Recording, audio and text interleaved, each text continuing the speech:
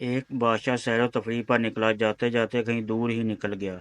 دیکھا تو ایک گھر ہے جس کا مالک سخی طبیعت کا تھا۔ اس نے بادشاہ کی خوب مہمان نوازی کی۔ بادشاہ کی نظر جب پھانسی پر لٹکے کتے پر پڑی تو گھر کے مالک سے اس کا سبب پوچھا، مگر مالک نے سبب بتانے سے انکار کر دیا۔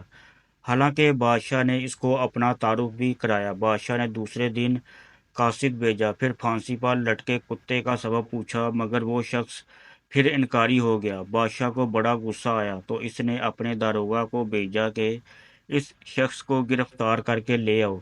داروغہ نے حکم کی تعمیل کرتے ہوئے اس کو دربار میں پیش کر دیا۔ بادشاہ نے پھر پھانسی لگے کتے کا سبب پوچھا، مگر وہ پھر انکاری ہو گیا تو بادشاہ کو لالچ دے سبب پوچھنے کی کوشش کی تو اس شخص نے اس شرط پہ کہ کچھ عرصہ بادشاہ اس کو دی جائے تو پھر سبب بتائے گا، مگر بادشاہ نے اس ڈر سے کہ کہیں مستقل قبضہ ہی نہ کر لے انکار کر دیا، مگر پھر بھی بادشاہ کو سکون نہیں آیا، حتیٰ کہ پھانسی پر لٹکے کتے نے بادشاہ کی نیند تک حرام کر دی۔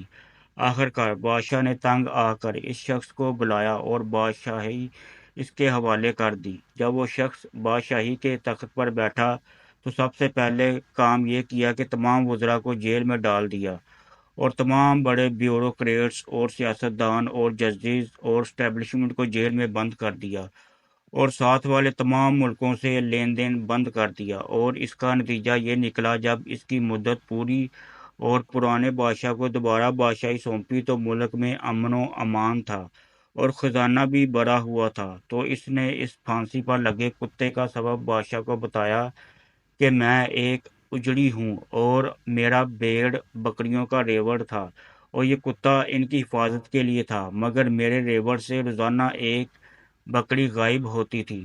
تو جب میں نے سبب معلوم کیا تو پتہ چلا کہ یہ کتا ہی حفاظت کرنے کی بجائے بکریوں کو خود بھی کھاتا ہے تھا اور دوسروں کتوں کو بھی کھلاتا تھا۔